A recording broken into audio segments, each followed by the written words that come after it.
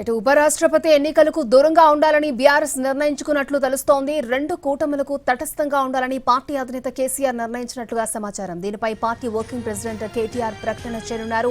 మధ్యాహ్నం 2 గంటలకు తెలంగాణ భవన్లో కేటీఆర్ ప్రెస్ మీట్ ఏర్పాటు చేశారు.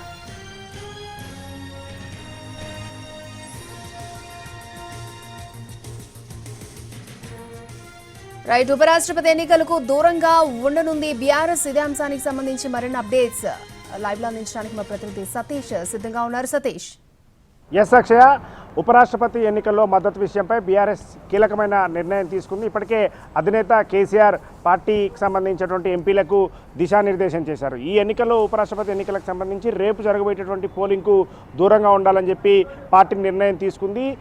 ఇప్పటికే ఎంపీలకు ఉన్నటువంటి రాజ్యసభలో ఉన్నటువంటి 4 ఎంపీలకు కూడా చెప్పడం జరిగింది. పార్లమెంటుకు సంబంధించి అంటే లోక్సభలో ఎవరు కూడా ఒక్క ఎంపీ కూడా బీఆర్ఎస్కి లేకపోయినప్పటికీ రాజ్యసభలో 4 ఎంపీలు బీఆర్ఎస్కు ఉన్నారు. ఆ 4 ఎంపీలు ఎవరికి కూడా ఓటు వేయకుండా తటస్థంగా ఉండాలని చెప్పి కూడా నిర్ణయం తీసుకున్నారు. ఆ నిర్ణయాన్ని ఈరోజు మధ్యాహ్నం తెలంగాణ భవన్లో కేటీఆర్ మీడియా సమావేశం ద్వారా చెప్పబోతున్నారు.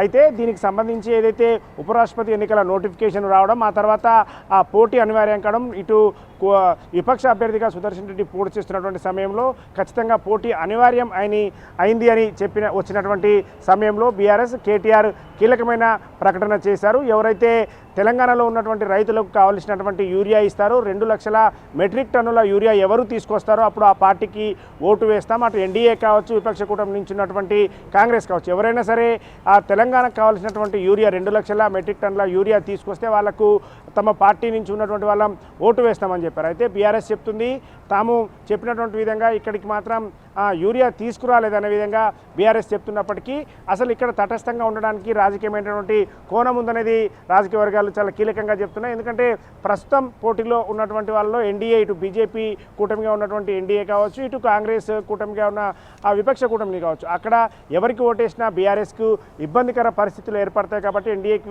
ఓటు వేస్తే బీజేపీకి దగ్గర అవుతుందని కాంగ్రెస్ ప్రచారం చేసే అవకాశం ఉంది. అదేవిధంగా కాంగ్రెస్ కూటమి అప్పటికే అంటే ముఖ్యమంత్రి రేవంత్ రెడ్డి కూడా విజ్ఞప్తి చేశారు, బీఆర్ఎస్ తెలంగాణ వ్యక్తి పోటీ చేస్తున్నాడు కాబట్టి బీఆర్ఎస్ మద్దతు ఇవ్వాలని చెప్పి కూడా సీఎం రేవంత్ రెడ్డి ప్రకటన చేసినటువంటి సమయంలోనే చెప్పారు. మేము కాంగ్రెస్కి ఓటు వేయం, ఏదైతే యూరియా తీసుకొచ్చినటువంటి వాళ్ళకి ఓటు వేస్తామని చెప్పినప్పటికీ రాజకీయంగా ఇబ్బంది జరుగుతుంది కాబట్టి ఇటు ఎన్డీఏ కూటమికి అదేవిధంగా విపక్ష కాంగ్రెస్ కూటమికి కూడా ఓటు వేయకుండా తటస్థంగా ఉండాలని చెప్పి బీఆర్ఎస్ నిర్ణయం తీసుకుంది.